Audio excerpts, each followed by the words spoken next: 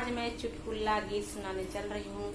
आप सबको अच्छा लगे तो कमेंट बॉक्स में ज़रूर बताइएगा और आप सब सपोर्ट कीजिए हमारे चैनल को ताकि हमारा सब्सक्राइब भी पूरा हो जाए। धन्यवाद।